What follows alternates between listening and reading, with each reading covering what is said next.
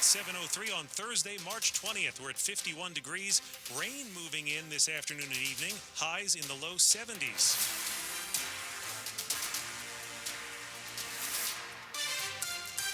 Good morning, I'm John Aaron. And I'm Michelle Basch. Our top local story, as you were hearing in CBS News, immigration agents have taken a Georgetown University researcher into custody. WTOP's Kyle Cooper has details. His name is Badar Suri, a postdoctoral fellow at Georgetown who is studying and teaching on a valid U.S. visa.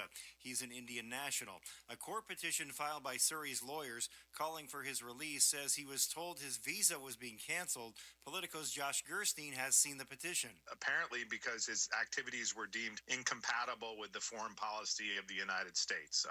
So that they took him away from there and over the last 2 days have moved him all the way to Louisiana. The Trump administration has been cracking down on student activists. In a statement, Georgetown says it's not aware of Suri engaging in any illegal activity and that it has not received a reason for his detention.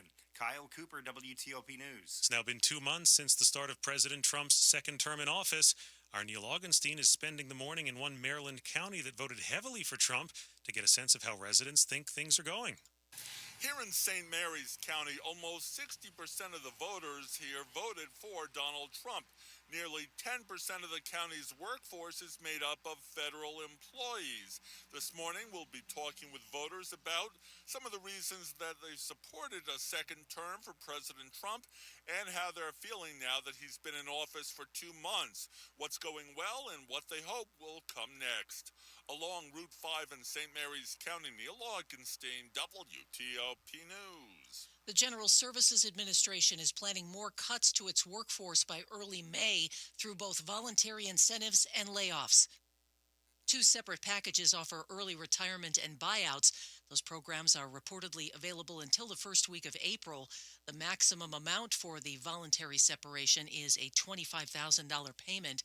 Federal employees are eligible for voluntary early retirement if they're at least 50 years old with at least 20 years of service, or if they're any age with at least 25 years of service. In the first 4 of the NCAA tournament, American University lost to Mount St. Mary's last night.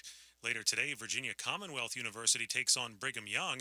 More ahead in sports at 7:25, and starting this afternoon, WTOP will bring you bonus bracket updates when games are in progress. Maryland's men's basketball team begins its March Madness run tomorrow, and a nickname for the Terps starting lineup, the Crab 5, has spawned new must-have merch. WTOP's Lynn Bowie reports. They're playing basketball.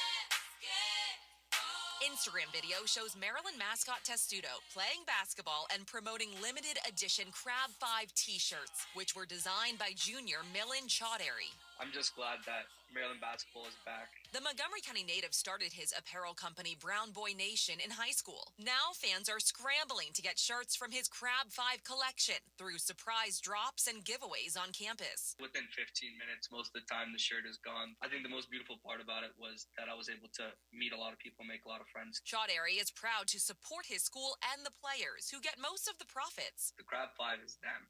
They're the ones putting in the effort and the work for this. Lynn Bowie, WTOP News. There's also a push to name the nation's capital the official sports capital of the U.S. A public hearing is set for 10 this morning on a plan to give D.C. that designation.